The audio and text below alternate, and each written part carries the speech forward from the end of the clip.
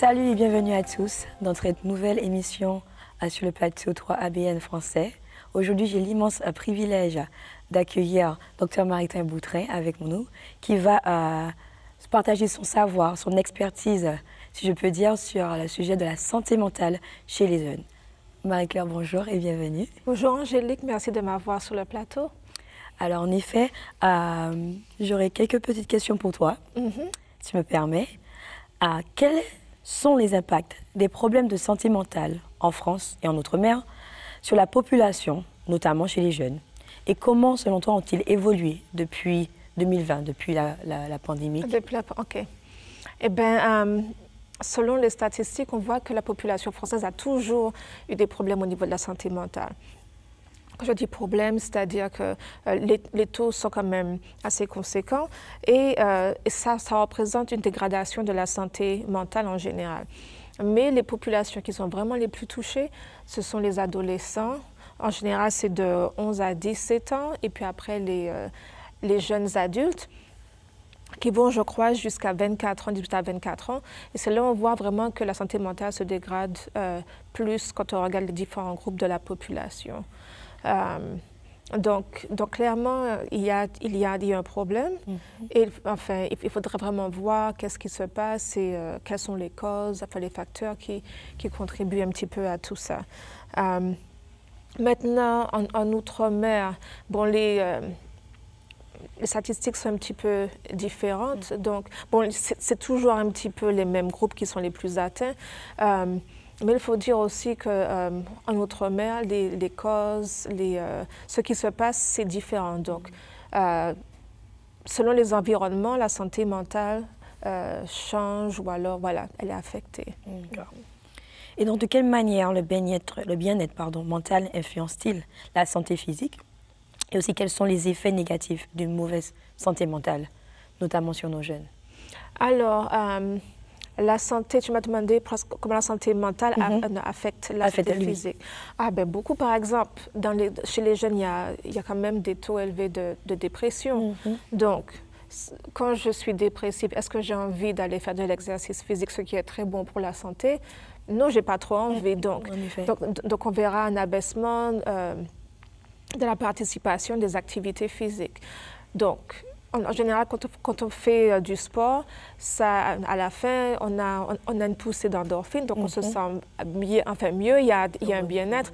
Et quand on ne fait pas ça, eh bien, on n'a pas ce genre d'avantage qui est apporté lors de l'activité physique. Donc, si déjà je suis dépressive et que je ne fais rien pour pouvoir stimuler mon bien-être, ça sera un problème. Quoi d'autre? La santé mentale, la santé physique, ben, je ne me sens pas bien, je n'aime pas qui je suis. Subitement, je développe une image de moi qui est négative. Je peux commencer à me faire du mal, je peux commencer à me couper, je peux commencer à avoir des comportements qui sont risqués.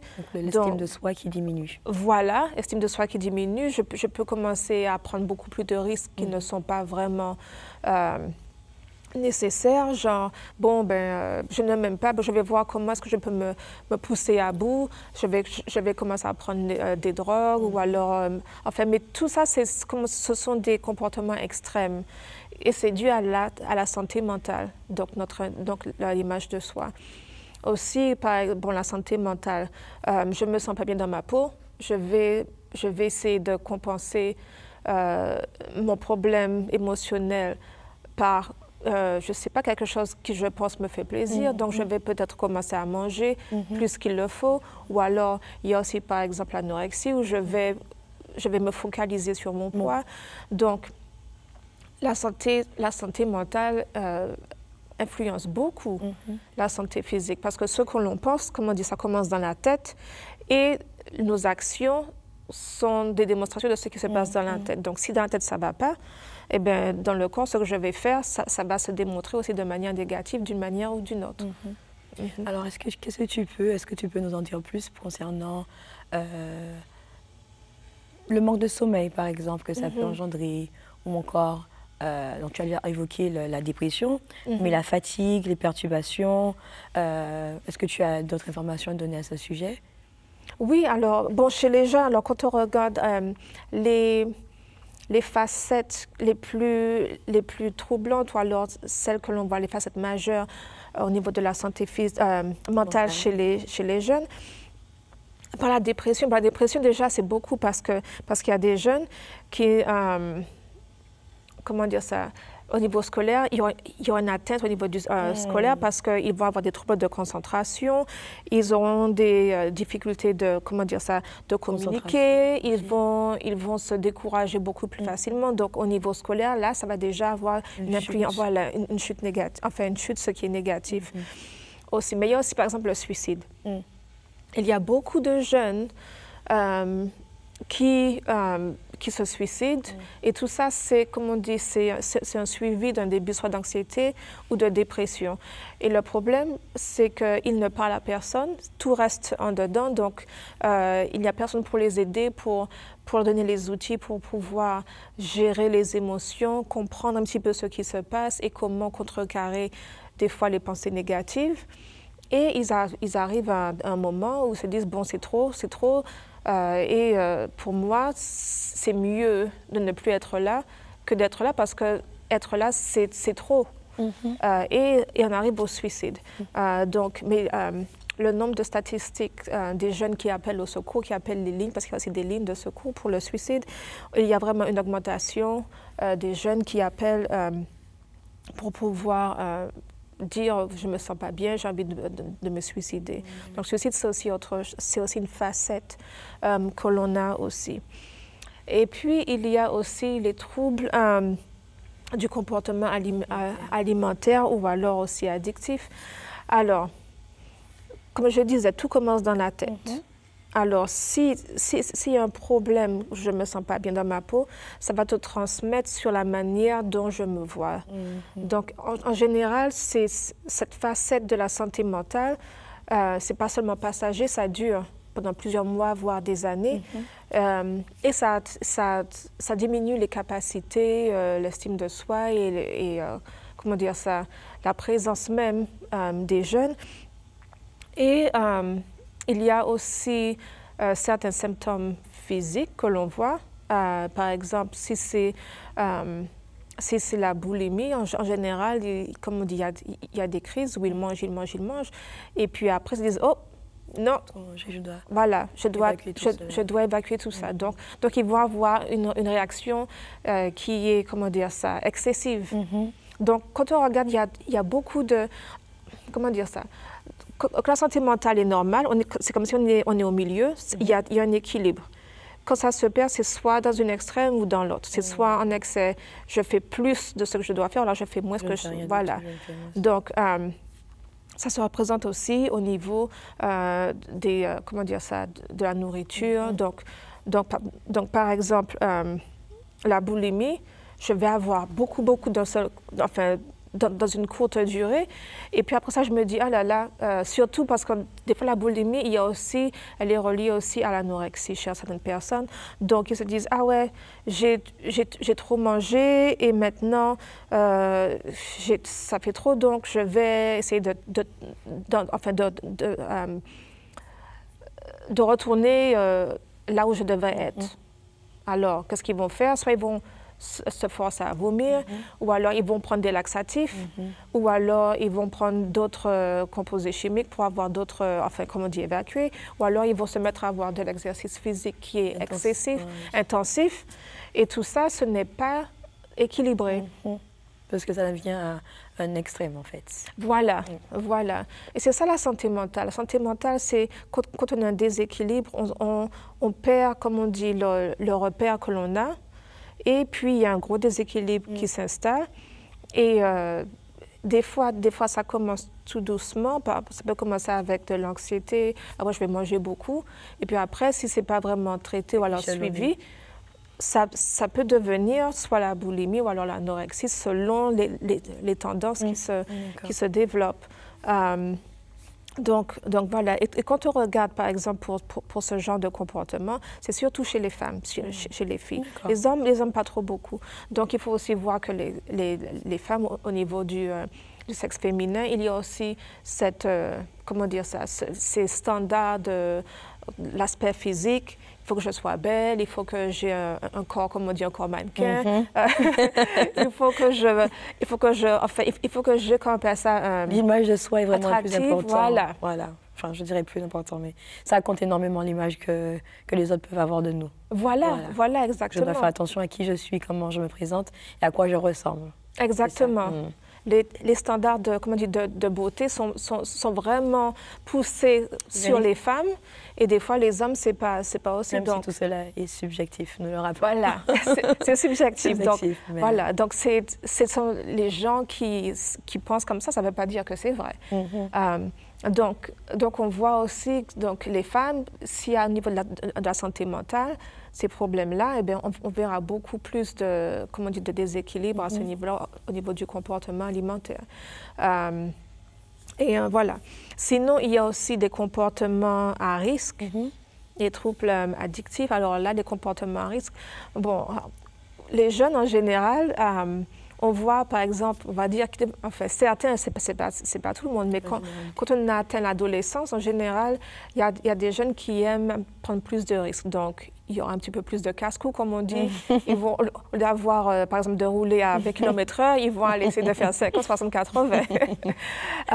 Mais, en fait, dans ce cas-là, on parle de vraiment... C'est des risques qui sont assez conséquents. Donc, par exemple... ils peuvent prendre des substances psychoactives. Donc, je dis, ah oui, je vais essayer ça. Bon, j'ai rien à perdre, mes copains font ça. Je vais être, comme on dit, à la hauteur, ou alors je vais être à la mode. Et puis, allez, je vais essayer de... Voilà. Je vais prendre un jour, ou alors je vais sniffer quelque chose, ou alors je vais prendre de l'ecstasy, un truc comme ça. Et puis, finalement, ça marche pas, comme pour tout le monde. Et des fois, il y a des séquelles. Donc, ce genre de comportement, il y a aussi des fois des comportements qui sont un petit peu plus violents. Donc, par exemple, je conduis, je vais être beaucoup plus violent, agressif dans ma conduite, ou alors physique avec d'autres personnes. Je vais, oui, c'est tout le temps des bagarres, ou alors j'ai une attitude qui est assez agressive, qui est beaucoup moins positive. Donc, ça aussi, ce sont des comportements à risque. Aussi la violence contre les membres de la famille, la violence, la rébellion contre les autorités. Donc, ça peut être contre les policiers, ça peut être contre toute forme d'autorité. Les professeurs à l'école, voilà, les parents. Même si, par exemple, les amis disent hey, « non, tu vas trop loin, il faut arrêter. » « Ah oui, mais qu'est-ce que tu me dis, tu connais quoi ?» Mais voilà. Donc souvent, l'implication physique, l'agression physique est aussi notable. Et puis, il y a aussi dans le domaine sexuel. Alors, les jeunes, ils ont dit, moi, je vais aller me libérer, je vais aller... Et puis voilà, ils ont une hygiène sexuelle qui n'est pas bonne. Par exemple, s'ils sont sexuellement actifs, il n'y aura pas de protection. Il y aura... Vraiment, ils vont carrément aller dans l'extrême. Et c'est à ce moment-là qu'on voit qu'on a beaucoup plus les risques de maladies sexuellement transmissibles qui sont élevés. Mais ce qui est dommage, c'est que ces comportements-là sont faits dans un moment précis de leur vie, donc disons entre 18 ans et 24 ans, mais les conséquences peuvent être à long terme. Donc, disons, le risque dans les maladies sexuellement transmissibles. Donc, par exemple, je vais sans protection, je chope le virus du sida. Ça c'est un problème. Ça, c'est un gros problème parce que vraiment, quand l'infection virale s'installe, c'est à toucher, c'est bon, d'accord, maintenant, il y a quand même une avancée. La médecine fait, des avancées. Du traitement, mais en effet, les conséquences sont à long terme, à vie. Et pour les filles, si maintenant elles développent certaines complications, par exemple les infections à la chlamydia, la gonorrhée, il y a une inflammation au niveau pelvienne, j'oublie un petit peu le nom qui m'échappe, mais ce genre d'inflammation, il y a des conséquences qui sont à vie. Ça peut rendre la fille infertile. à leur infertilité, j'aurais pu changer ça simplement en prenant des précautions. Donc, c'est ce genre de comportement à risque dont je parle. Donc, c'est vraiment c'est pas un coup de tête, c'est vraiment, je sais, mais je pousse. J'essaie vraiment de voir où je peux, enfin, jusqu'où je peux arriver. Et puis, au niveau addictif, alors là, ce sont des comportements qui, les jeunes deviennent dépendants. Alors, mon agression, je la mets dans quelque chose. Par exemple, les jeux vidéo. Si je n'ai pas mes jeux vidéo, je ne passe pas 3 heures, 4 heures, et puis que je me lâche tout le temps dedans, je suis vraiment agressif, eh bien, voilà, il y a un problème. Donc, ce genre de comportement-là se développe aussi.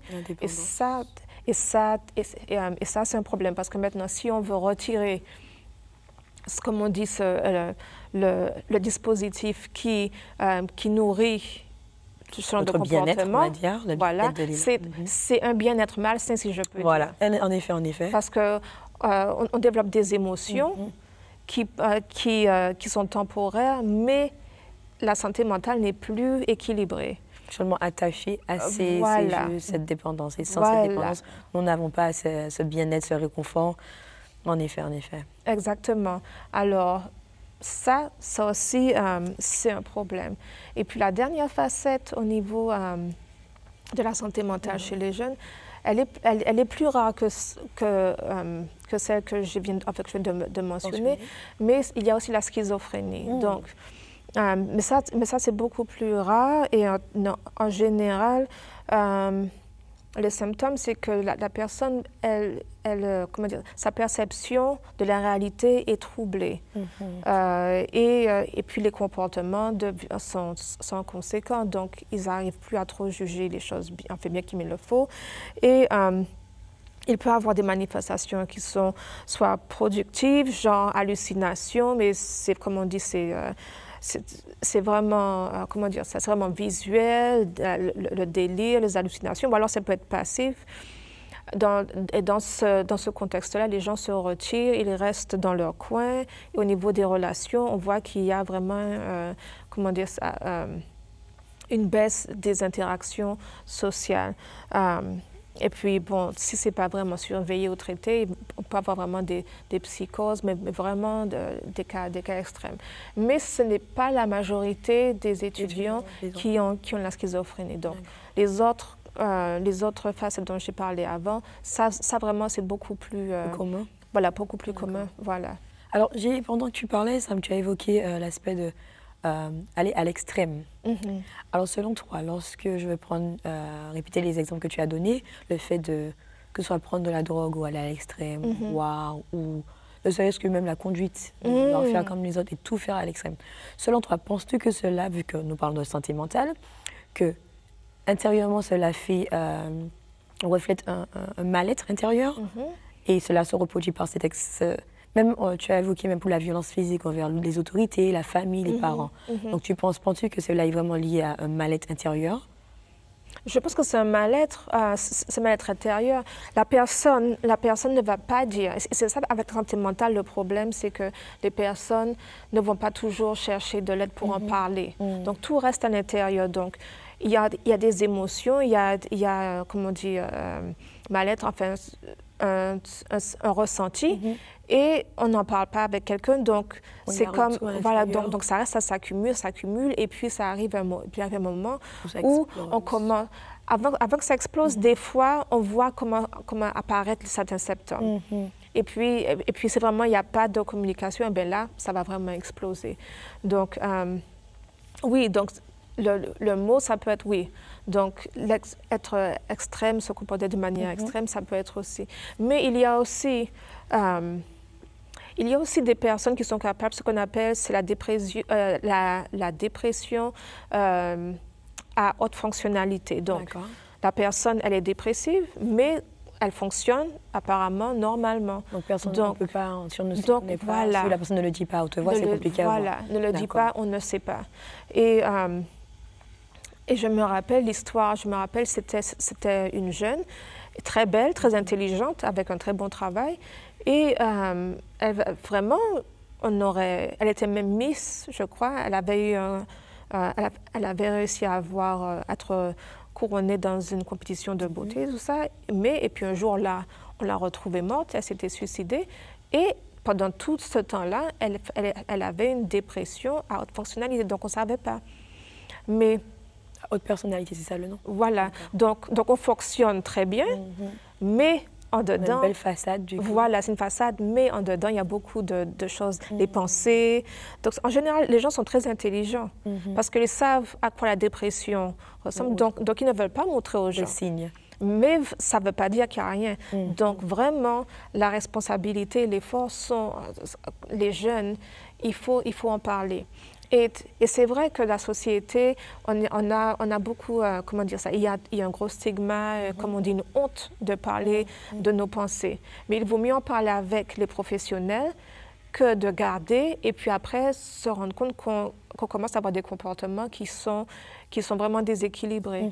Parce que penses-tu que ces personnes qui ont alors, c'est dépression à personnalité, c'est ça le nom? Dépression à haute fonctionnalité. Haute fonctionnalité. Voilà.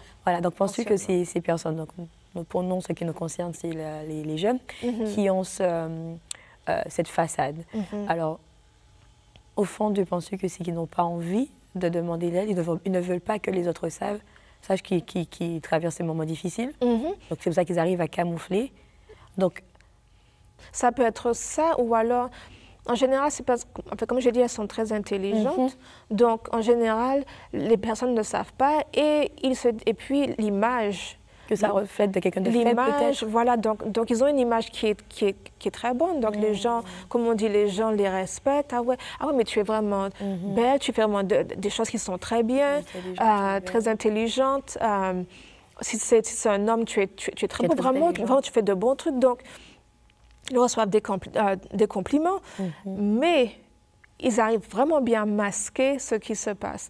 Donc, ils ne veulent pas vraiment dire aux autres qui sont dans leur contexte social, vraiment, oui, voilà ce qui se passe, parce que les gens vont dire, ah ben dis donc, tu te rends compte. Et ça t'arrive à toi puisque tu ne laisses pas paraître. Voilà. Donc les personnes vraiment qu'il faudrait plus, comment dire, partager ce sont des personnes, genre psychologues, des professionnels qui vont vraiment comprendre les différentes complexités de ce que la personne est en train de vivre et d'essayer de... Ça sera plus anonyme, plus, comment dire, plus confidentiel, surtout pour ces personnes-là. D'accord. Alors, ce serait mentir de dire que la santé mentale est vraiment un sujet que j'apprécie énormément. Alors, j'apprécie énormément. Alors, pendant des années, ça fait quelques années maintenant que je fais quelques recherches, j'en parle autour de moi.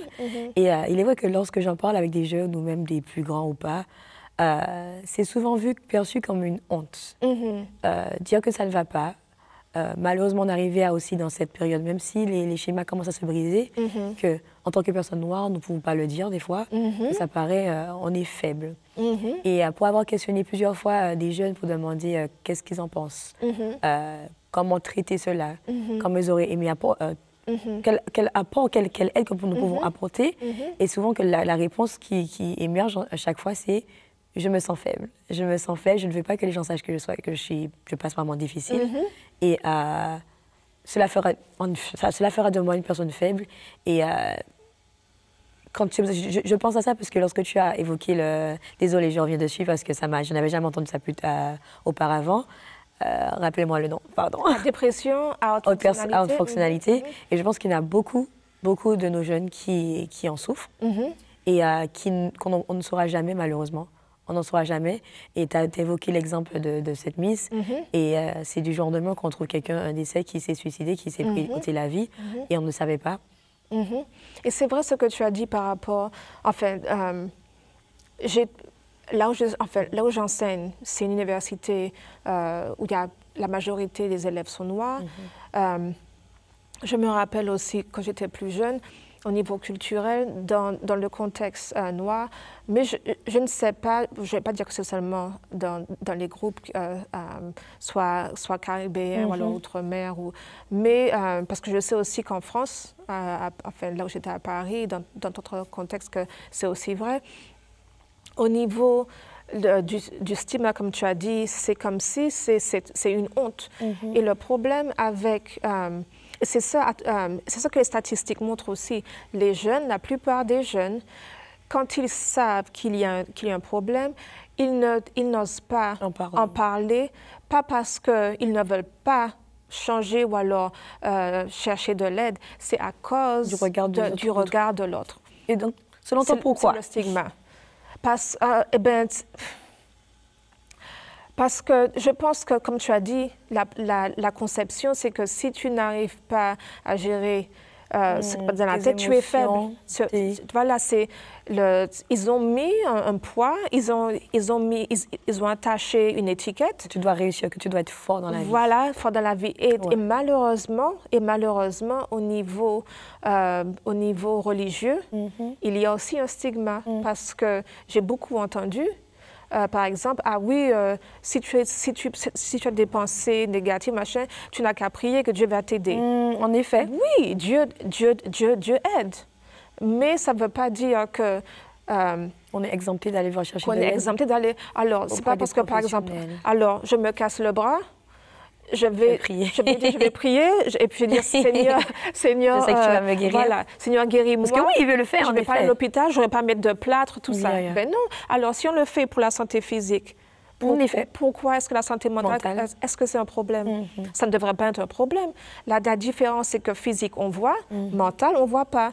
Et au moment où on va commencer à voir les symptômes, ça veut dire que ça fait un moment que dans la tête qu'il y a un truc. Ça va se dégrader. Et voilà. Ça va se laisser apparaître sur la santé physique à ce moment. Exactement, exactement. Donc, c'est pour ça que je dis aux jeunes, si vous êtes jeune, il ne faut pas se préoccuper du regard des autres parce que votre vie est trop précieuse pour pouvoir vivre selon la perception des autres. Dans la vie, il y aura toujours quelqu'un qui va avoir une perception positive ou négative. C'est Dieu. Enfin, Dieu nous a créés. Nous avons une valeur exceptionnelle. Jésus est mort pour nous. Ça veut dire qu'on a une valeur vraiment exceptionnelle. Donc, ce n'est pas par rapport aux autres qu'on doit faire, mais par rapport à ceux qui devraient être bien pour préserver notre corps. Et surtout que n'oubliez pas, je parle aussi pour nous, pour moi, pour nous, si je peux me permettre, nous avons près de Dieu ce réconfort, cette personne qui peut toujours, cette assurance qui sera là. Ce ne sera pas toujours facile, mais qui sera là pour nous garder de tout mot, en fait. Et donc, je ne sais plus c'est quel verset de la Bible qui dit vraiment de tout laisser auprès de lui à ses pieds. Alors, merci beaucoup pour nous avoir suivis. N'hésitez pas à nous faire des retours sur notre site Internet. Merci.